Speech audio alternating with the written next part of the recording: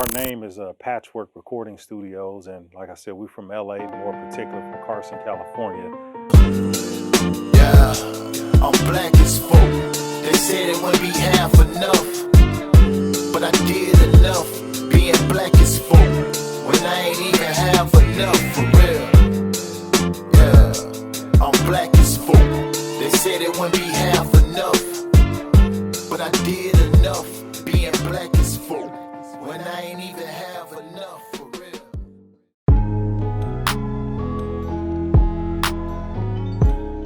The name of the neighborhood that we grew up in was called the Patch. Before they built houses there were Cabbage Patch fields. So our gang, their bloods, they call Cabbage Patch gangsters. And so one of my homeboys that I grew up with, his name is Razkaz. He's an MC. And I heard him rap, and I thought he was the dopest rapper I had ever heard before in my life. And I still believe that to this day, lyrically. And you know, at that point, one of our other homeboys, who's a year older than me, was Bob Whitfield, and Bob went to Stanford. He got drafted by the Falcons in the first round. He was the highest paid lineman in NFL history on 3 different contracts. So he had a whole bunch of money, and my other homeboy was talented, and I was the one kind of sitting in the middle, like, we should invest in him, and really we just wanted to record a demo and go out and get him a record deal. Okay. That didn't happen. We recorded the demo and nobody wanted to sign him, so it forced us to open our own record label, and that's how we kind of got started officially in the music industry. Neat. So it originally started as a label. Yeah, our label was older than the studio, so the Okay. label, it was Patchwerk Recordings. That started in 1993, and then Patchwerk Recording Studios started in 95. And we kind of closed the label up. The last project we put out was by a group here in Atlanta called Co-Ed. They had a hot little single called Roll With Me. I think that was Tip's first time doing a feature on somebody's project, and Big Gip, but that was our group. Neat. Yeah.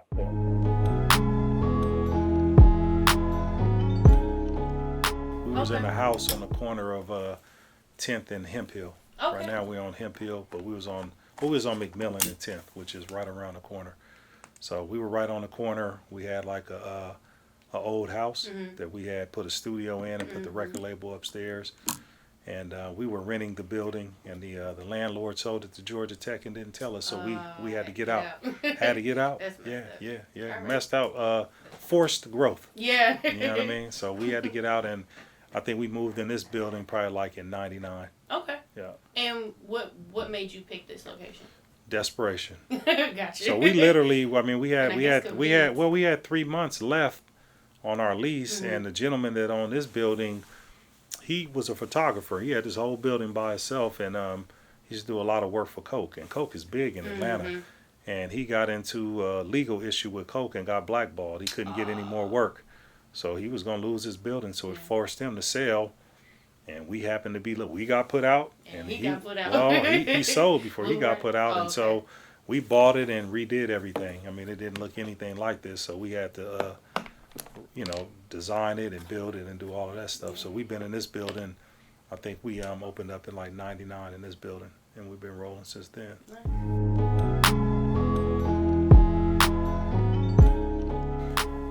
We've been 100% independent since day one. I mean, a lot of these studios are backed by record labels or publishing companies, or they have an artist or a producer, they kind of own it. Our DNA is different, man. We didn't get, Bob put up his own money. Yeah. And so, like, I tell people, I remember one time we were vacationing in Bermuda. We had went from Jamaica to Bermuda, and it was real different where in Jamaica, soon as you get off the resort, there was a lot of people asking for opportunities, kind of begging and panhandling and stuff. You're seeing a lot of people on the road, and then when I got to Bermuda, it wasn't like that. Them people weren't waiting on you hand and foot. Yeah. And so I got to talking to one of the guys locally, and he was just like, our mentality is different. We were never slaves. We got brought over from England as tradespeople, like carpenters, electricians, plumbers. So the mentality, so I always tell people, we were never slaves. Yeah. We were never beholden to a record label or a publishing company, so we've always operated differently.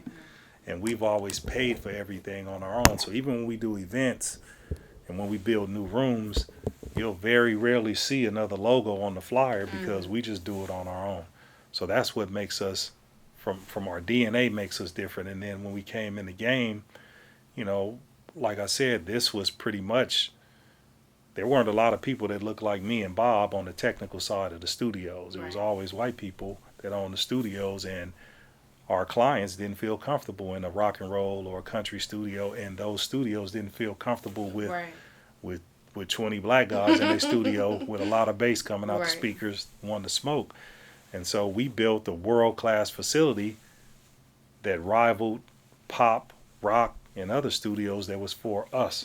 And so it really clicked. And so we came in the game with the motto of we were never selling studio time, we selling customer service, and we were providing a sonically superior sound. We were putting them on competitive level with everybody else. Like if you want to go against Dr. Dre or Diddy sonically, you come in. We can do it. Yeah. So we gave them opportunity, and like I said, man, you know, I really wish you can draw a line and put a BP and an AP before Patchwerk and after Patchwerk, and look at the difference and the impact that we've had.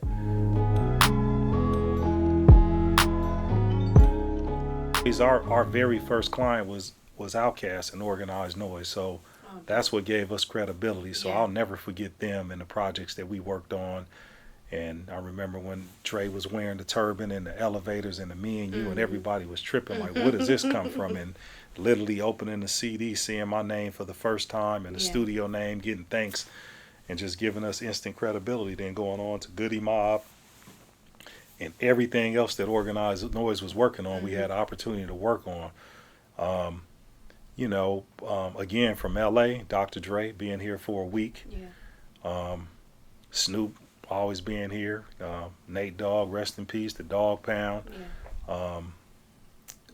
Scarface, rest in peace. Pimp C. Yeah, Pimp C and them, those were some of my favorite times. And then even, you know, the newer and younger people. I try not to, our marketing people like, be conscious what we hanging on the wall. The young people don't even know who Outkast is. They think it's a museum. So then I try to be like, oh, Travis Scott, Kendrick Lamar, Young Dolph, Kodak Black, Lil Duval, whoever. But, you know, for me, Regina Belle, Patti LaBelle, Dr. Dre, Farrakhan. You know what I mean? Those are and then the fact that, you know, Nas did Ether here. That was dope because it was so much buzz and he was quiet and he didn't say nothing, and Jay threw that little haymaker. They just thought Nas was about to bow out. And he lit him up. You know, and then you know, like I said, we did Pimp C's verse on Big Pimpin' too, so those were big, memorable. And then I was watching some old footage came up on the timeline because we did No Hands here, and that was dope. Like when you look at the footage, because nowadays people work digitally, and ain't a lot of times you get all them artists in the room at the same time. But that literally happened like that. Drummer Boy was here, Waka was here, Roscoe was here, everybody was here at the same time, and they had enough sense to capture it. And it was a dope moment. And I remember when we did Jeezy's listening party, and I wish somebody would have captured that, because, you know, I think people forget that they think about Jeezy and who he is and because they know him. But in this room right here, it was about 300 people who had never heard those records, and it was the first time they heard them. And I wish somebody had captured that. It would have been dope. Our legacy, I've always, you know, asked the critical question of, do we matter? And if we disappeared, will people miss us, and will it be an impact? Our legacy should be one of sharing the information, taking your cousins and sisters and daughters, the black people, and giving them opportunity through our intern programs and hiring them. Our legacy should be that if they didn't stay here and work here, that they were trained or taught how to run their own business or run somebody else's business. I think our biggest thing is kind of like, you know, we deliver a product, which is, our product will be around forever. So when you, like, when they look at this period and they see all these projects that was recorded, mixed or mastered here, when they see all these reality shows, when they see these movies, when they see all these interviews and podcasts and stuff, that'll stick out. But there'll be a sound that goes with it, and be like, everything that came out of that place will be dope. So you may want to be like, well, like right now where people are saying like, I'm looking for songs, any song that a certain musician played on. I want people to search for any song that came out of Patchwerk and be like, that shit was dope. Yeah. But the biggest thing that, you know, like I'm trying to have an impact on is, you know, and I respect people that do this. Like a friend of mine, he opened a business. He's well known. I ain't gonna say his name because I gave him some money so he could open. But what the final thing is, why I gave it to him is because I'm like, he's about to employ some black people. Yeah. I mean, he's literally gonna hire 14 to 16 people. Wow. So when I think about us being here, you know, we have a staff of about 28 people. And throughout the years, like on our 25th anniversary, we had people call in and kind of give testimonies of who they are when they work there and share a story. And we had over 140 people, Wow. 3 hours worth of content. Wow. That's the impact that I want to leave, that people be like, man, I worked there and I learned a lot.